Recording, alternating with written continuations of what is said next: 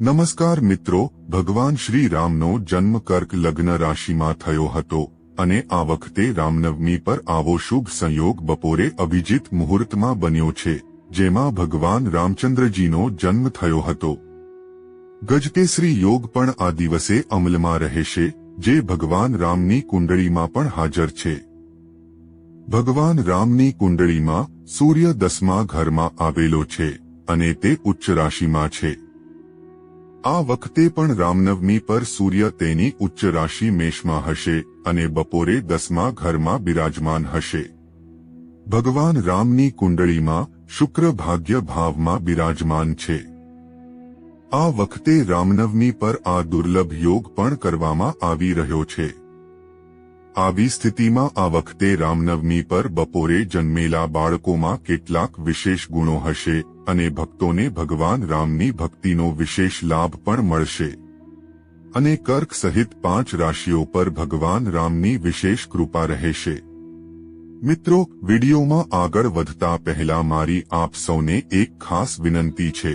જો તમે પણ ભગવાન શ્રી રામને માનો છો તો કોમેન્ટમાં જય શ્રી રામ જરૂર લખજો અને ચેનલને સબસ્ક્રાઇબ કરવાનું ભૂલશો નહીં. 1. મેષ રાશિ. ભગવાન રામની કૃપાથી મેષ રાશિવાળા લોકો થોડા સમયથી જે આર્થિક સમસ્યાઓનો સામનો કરી રહ્યા હતા તે હવે હલ થઈ જશે. ઉપરાંત તમને પૂર્વજોની સંપત્તિ વગેરેનો આનંદ મળી શકે છે. આ સાથે નોકરી કરતા લોકોને આ સમયગાળા દરમિયાન પદ અને પ્રતિષ્ઠાનો લાભ પણ મળશે. પારિવારિક જીવનમાં ચાલી રહેલી સમસ્યાઓ પણ ભગવાન રામની કૃપાથી હલ થશે અને તમારા જીવનસાથી સાથેના તમારા સંબંધો પણ પહેલા કરતા વધુ મધુર બનશે. 2. કર્ક રાશિ. કર્ક રાશિવાળા લોકોને પણ ભગવાન રામની વિશેષ કૃપા પ્રાપ્ત થશે. ભગવાન રામના આશીર્વાદથી તમને આ સમયગાળામાં સારી તક મળી શકે છે. ઉપરાંત તમે આ સમયગાળા દરમિયાન કોઈ એવા વ્યક્તિને મળી શકો છો જે તમને ભવિષ્યમાં આર્થિક રીતે લાભ કરશે. ઉપરાંત તમારું પારિવારિક જીવન પહેલા કરતા ઘણું સારું રહેશે. સાથે જ સમાજમાં તમારા માનસન્માનમાં વધારો થશે. 3. તુલા રાશિ. ભગવાન રામના આશીર્વાદથી તુલા લોકોના ભૂતકાળથી અટકેલા તમામ કાર્યો હવે પૂર્ણ થશે. જો તમે વાહન અથવા મિલકત ખરીદવાનું સપનું જોઈ રહ્યા હતા તો તે આ સમયગાળામાં પૂર્ણ થઈ શકે છે. આ સમયગાળા દરમિયાન નાણાંનું દાન કરવું તમારા માટે ફાયદાકારક રહેશે. જરૂરિયાતમંદ લોકોને મદદ કરો. તમને કારકિર્દીમાં આગળ વધવાની નવી તકો મળશે. 4. મકર રાશિ. ભગવાન રામના આશીર્વાદથી મકર રાશિવાળા લોકોને તમામ મુશ્કેલીઓમાંથી મુક્તિ મળશે.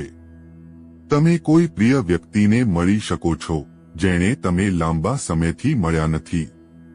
તમને પ્રગતિની નવી તકો પણ મળશે. આ સમયગાળા દરમિયાન તમને તમારા પ્રિયજનો તરફથી ભેટ અને સન્માન બંને મળશે. આ સાથે તમારી સંપત્તિમાં પણ વધારો થશે. તમે ધાર્મિક યાત્રા પર પણ જઈ શકો છો.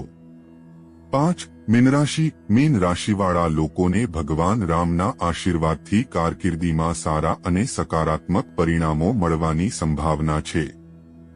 તમારી આર્થિક સ્થિતિમાં સુધારો થશે. પરિવારમાં ખુશીનો માહોલ રહેશે. તમને જૂના દેવામાંથી પણ રાહત મળશે. રોકાણ માટે સમય સારો છે. જો તમે આ સમય દરમિયાન રોકાણ કરશો તો તમને સારા પરિણામો મળશે. ઉપરાંત તમારા બધા પારિવારિક વિવાદો પણ ઉકેલાઈ જશે. જો તમને આ વિડિયો ગમ્યો હોય તો તેને લાઇક, શેર અને સબસ્ક્રાઇબ કરવાનું ભૂલશો નહીં.